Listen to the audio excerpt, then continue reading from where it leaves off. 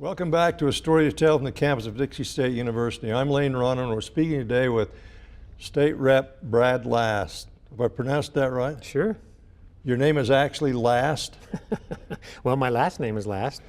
First name is Brad. Oh. Did you have any problem with that growing up in school? Oh, there's quite a few jokes about it, but nothing I couldn't handle. Although I have to say, when you get into campaigning, that is a very handy name to have. And my motto, at least during one of my campaigns, was every last vote counts, and something to the effect, the last shall be first, or something like that. There's a lot you can do with that. First the worst, second the same, last the best of all the game. There you go. You've heard that before. Oh, sure, yeah. Yeah. How long have you been in politics? Well, I guess if you count the school board as politics, that is an elected position. I started in 1994. I did that for 8 years, and I've been in the state legislature 16, or at least this is my 16th year. So. And there are 4-year terms, are there, two? Two. Yeah. Well, you must be tired of campaigning, running every 2 years. Yeah, well, it seems like you're always campaigning, at least to some level, but that's the way the system is designed, right? That the House of Representatives stays close to the people, so you need to have frequent elections. So it's been okay. Whose idea was that? The founding fathers. Blame the founding fathers. Yeah, we blame them for a lot of things, but mostly good, and I think the system's worked pretty well. What's the most important job of the legislature? Well, legislatures has two functions. One is the budget, and one is the laws. So we are the legislative branch. So we make the laws and we distribute the money. How do I get on the list? Well, get in line. There's quite a few people in line. Probably a big line, long line. Yeah, the state budget this past session was $16.8 billion. So that's a lot of money. That's a lot of money, yeah. Well, tell me a little bit about yourself, where you live, what you do, where you came from.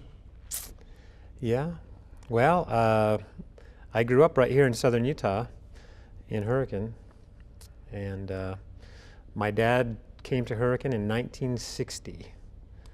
I was 2 years old, and he was recruited by the Lions Club to come and be the town physician. They had just lost their physician, or at least they'd lost a physician some time ago, so the town of Hurricane had no physician. So Dad came to Hurricane. So I grew up there, went to high school, went to elementary and high school there. Then I went to the University of Utah, came to Dixie State first, or Dixie College then, and then finished my schooling at the University of Utah. Met my wife in Salt Lake.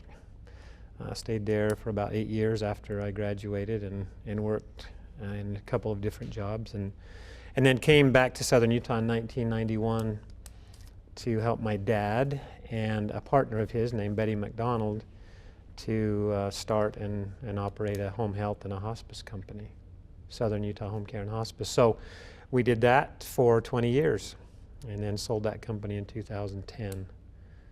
And I came to work for Dixie State University sometime after that, end of 2011, and I've been here since. So, was your degree in some type of medicine, or? No. I got a business degree, undergraduate and an MBA. So I helped run the business, but I wasn't involved on the medical side. So a lot of medicine in our family. My dad, of course, was a doctor. My older brother was a doctor. He always knew he wanted to do that. I have a daughter that's a nurse and just finished her nurse practitioner degree, and I have a son that's been accepted at the University of Utah Medical School, and he starts this fall. So a lot of it around, and I'm happy about it, but it wasn't for me. I watched what my dad went through as a small town physician, and wow. That is a tough life, and in my brain, that's what a doctor was. I mean, a family practitioner in a small town, and so that didn't look that attractive to me. But well, I grew up in a small town, Panaca, Nevada. You've probably never heard of it. Oh yes, I have. And there was a doctor in Pioche, And they had a little tiny hospital there. I don't think it had more than 15 rooms in it.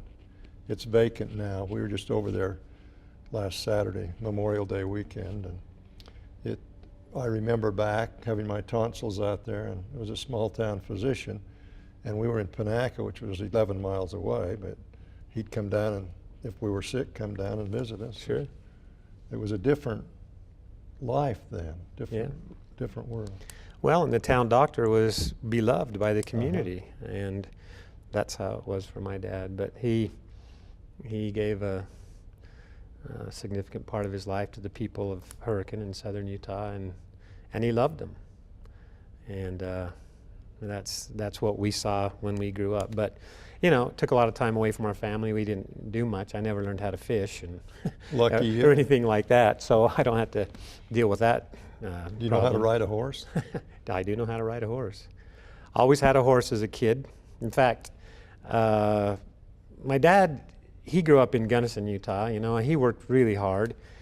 He hoed beets, sugar beets, much of his life as a kid, and he just grew up. When we grew up, it was pretty well understood we were going to have a job, and I had a job every summer from the time I was in 7th grade on. But I also had a paper out when I was 10 years old, and that taught me a lot of responsibility, I think. But one of the things I love to do, I love to ride my white horse, and I figured, well, let's kill two birds with one stone. So I passed papers on my horse quite often, in the summer especially. In Hurricane. In Hurricane, and I'd just throw the paper bags over the saddle horn and just roll the papers as I went. And the horse figured out after a while where we were going, and so I never really even had to touch the reins.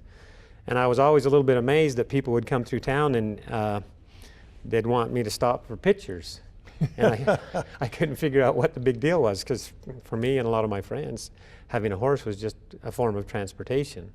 So anyway, those were good days, but I learned a lot doing that. But did you have a cow to milk? We never had a cow. We had neighbors that had cows, and so if they ever went on vacation, they had to have somebody milk the cows. So I certainly learned how to milk cows. And I had some friends, Kelly and Colin Stout. They lived up in the town of Virgin, and I used to go stay with them, spend the night with them. And before we could go do anything, of course, we had to milk the cows both at night and in the morning. So I can't say that I had to do it that often, but I certainly knew how. We lived in Panaca. The family across the street got a milk cow. So my brother, twin brother, insisted that we get a milk cow. So Dad got a cow she had a calf and freshened, and I ended up milking the cow. And of course her calf grew up and became a milk cow, and so I had to milk both of them. Yeah. So anyway, it was a lot of fun in those days. Yeah. You said you met your wife in Salt Lake. How did you meet her? Met her at the University of Utah. We had some common friends, but really the first time I think I met her or saw her was one quarter.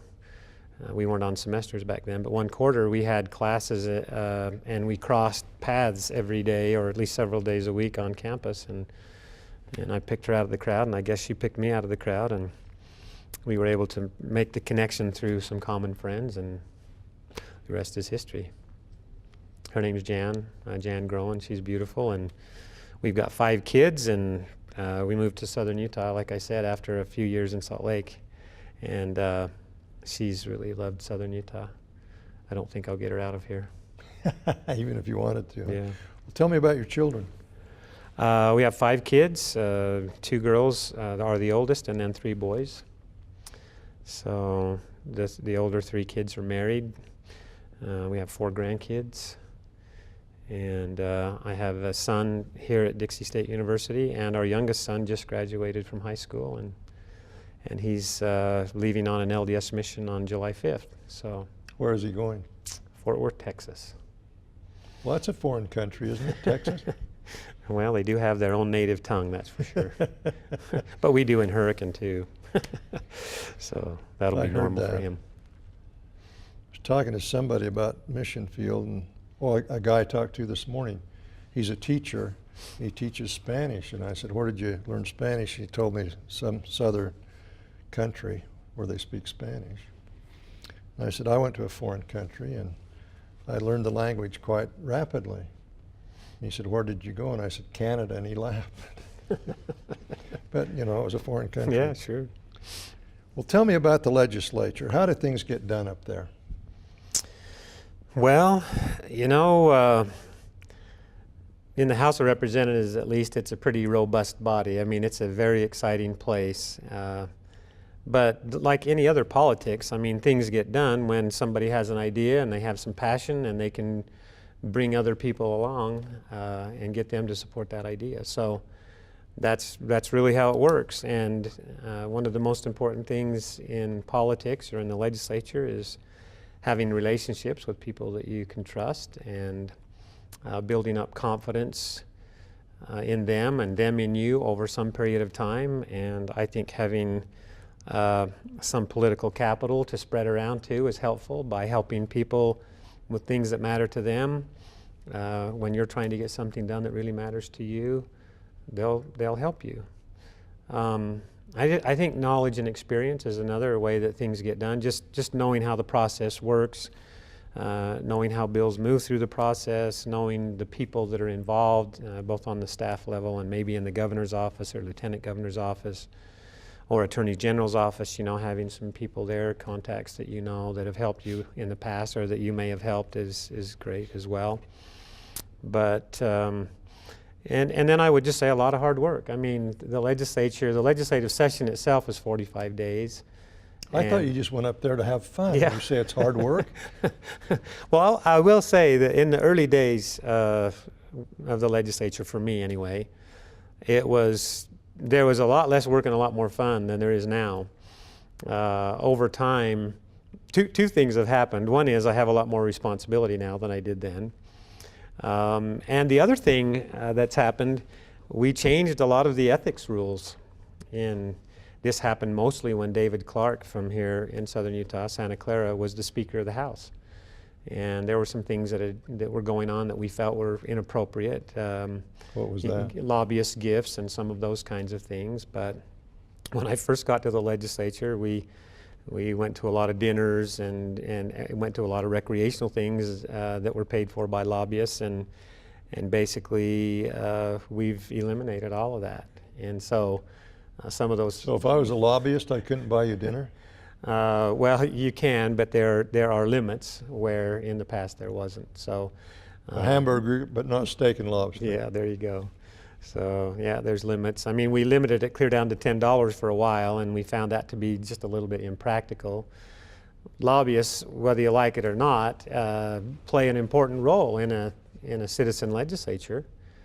And much of the education that we get about different issues comes from lobbyists. Lobbyists, many of them represent particular companies or particular interests that, you know, are completely legitimate. And you have to get information from somebody. And over time in the legislature, going back to the trust issue I was talking about, you find out which lobbyists you can trust and which ones you can't. And if there's a lobbyist up there that consistently burns legislators by telling them things that aren't true, or doing other things that create problems for that particular legislator or legislators in general, they get a reputation, a bad reputation, and people just won't work with them, legislators.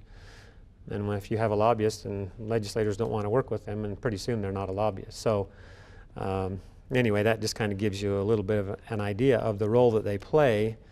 And I think it is important for you to keep an arm's length relationship with lobbyists for the most part, but we've done a lot of good work over the years in the legislature, and that's one of the things that I credit Dave Clark for and other legislators. But that is just really cleaning up the ethics rules, and now you have to be much more careful about how you behave up there as a legislator and as a lobbyist, and I think that's good. Count my vote.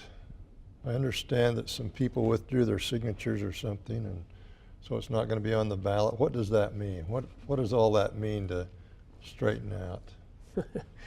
Well, we have an initiative process in the state of Utah, and so if enough citizens want to get something on the ballot, they can do it, and they have to gather it's probably close to 100,000 signatures, and you have to get signatures in 26 of the 29 counties.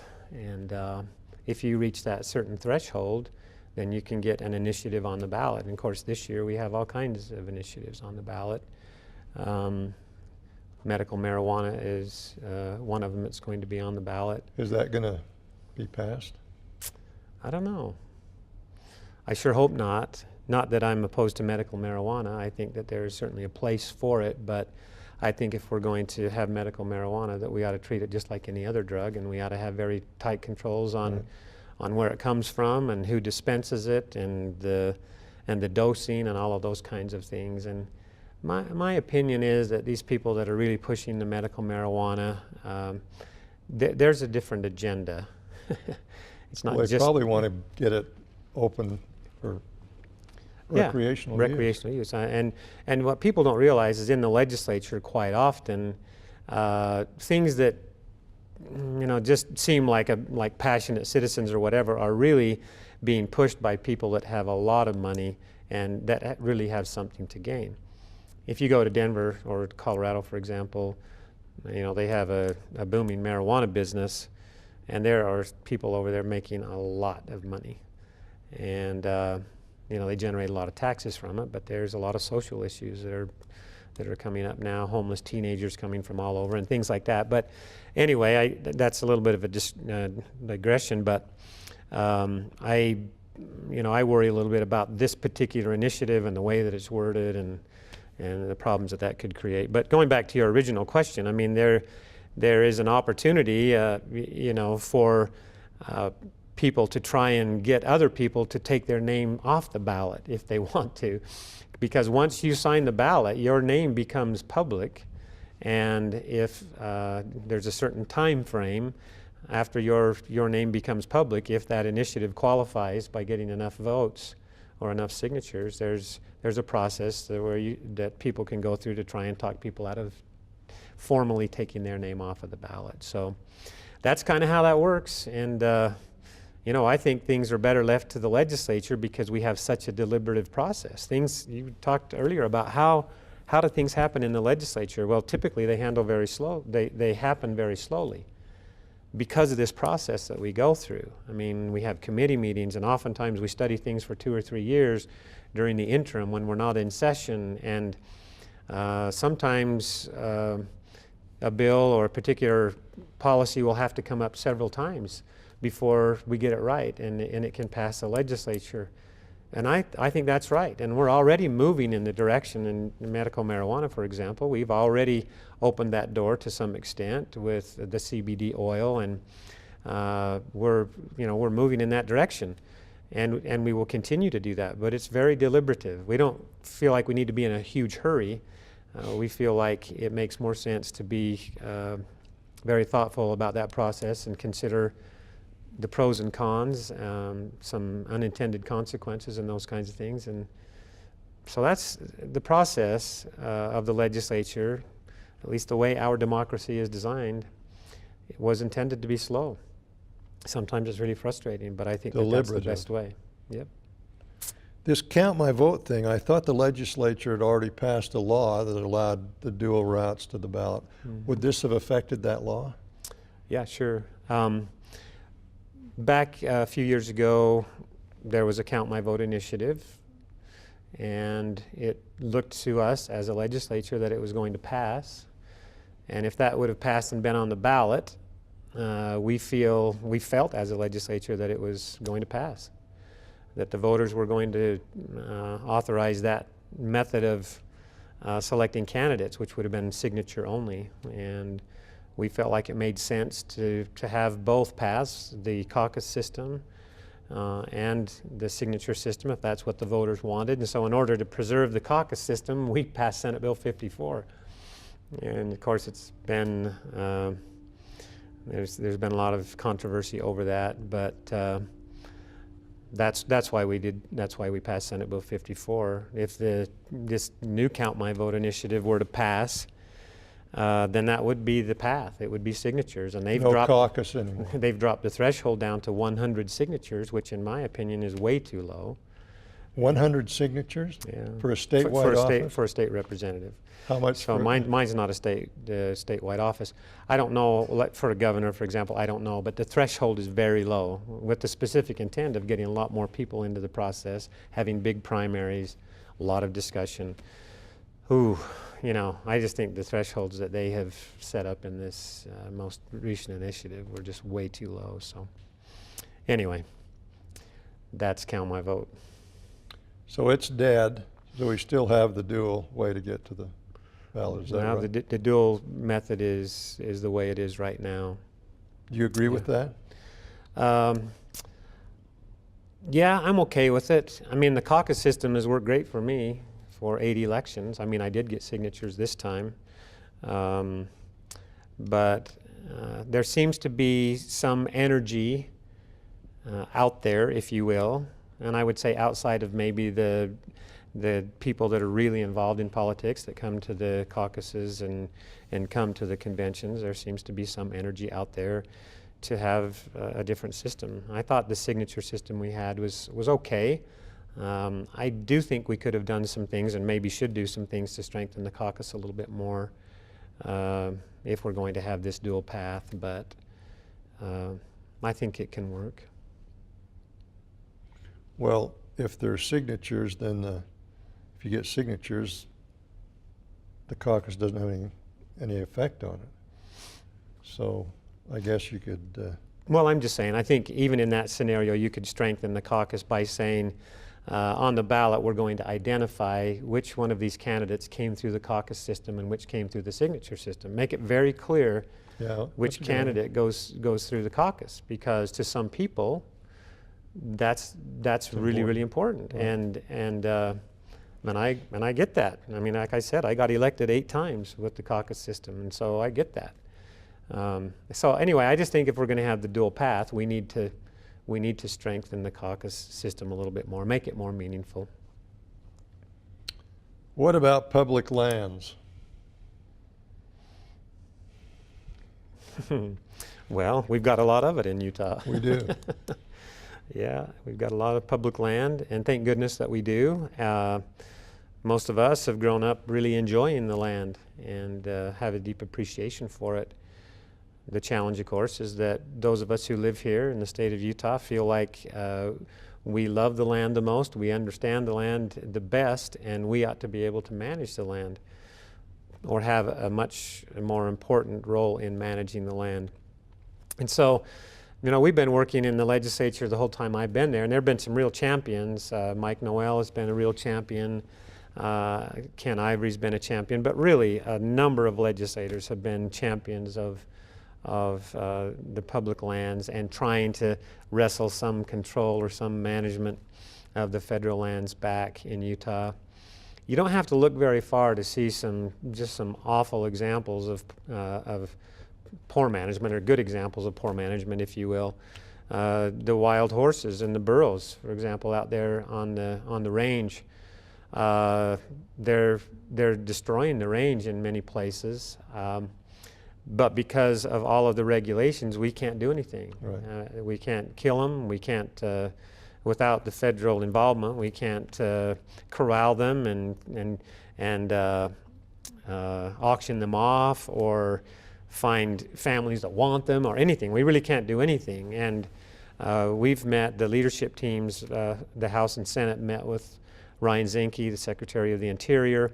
You know, he's a Western person. He understands these things, and I think if he stays in that position for a few years, I think we can make some headway. But just around here, I mean, we have the tortoises, we have the prairie dogs in Iron County. We see examples of that. We see poor management of the forests and therefore the huge fires that we're having out here in the West. Of course, there's complicating factors, the drought and other things, but there's just so much undergrowth, underbrush in a lot of our forests because they restrict the grazing and things like that. So anyway, federal land's a big issue here in Utah, and something that me and most of my legislative colleagues care deeply about. Lake Powell Pipeline, is the legislature involved in that? Well, the legislature is involved to the extent that we have established a a framework to try and help finance the Lake Powell pipeline. We've essentially identified some state projects. The Bear River project is one, and that would affect most of the Wasatch Front. The Lake Powell pipeline is another state project, if you will. You know, federal money for these big projects really isn't there like it used to be. The Central Utah project, Right, you I remember remember that. There just really isn't federal money available for these kinds of things. So if we're going to do the Lake Powell pipeline, we're going to have to figure out how to fund it locally and with some state help. We've had pretty good support, even from our colleagues in northern Utah, for some kind of a financing mechanism. We have established a fund, and there's some sales tax going into that now. We'll build that up over time. That's not going to be enough to help much, but the state will be involved to some extent, and it probably will involve establishing the bonds or issuing the bonds with some state support so that we get a lower interest rate and some things like that. But the governor has established a commission, if you will, to really look at possibilities for financing the Lake Powell pipeline. We've got about a minute and a half left. What's your final word? Well, my final word is I've been involved in public service for a long time, and I love it. Through that process of involvement as a school board member and as a legislator, I've learned an awful lot. And we talked about how to get things done in the legislature, and you do that through relationships and people that you know and trust and who trust you. And I'm a Southern Utah kid, and I love it here. And I'd like to continue to serve the people of Southern Utah and do the best I can to make sure that their voices are heard at the state capitol. Well, besides that, you know how to ride a horse. Yeah, I haven't And deliver for a while. papers. Yeah. Fortunately, I haven't had to do that for a while. Well, I hope you never have to do it again. Yeah. Of course, you get everything electronically now. You don't have to throw the papers. They Yeah. still do it, but Yeah, that's true. Some people still like it, like the paper. well, Brad, thanks for being on A Story to Tell. Well, thanks for having me. This is Lane Ronno from the campus of Dixie State University. Thank you for being with us. We've been speaking with Brad Last.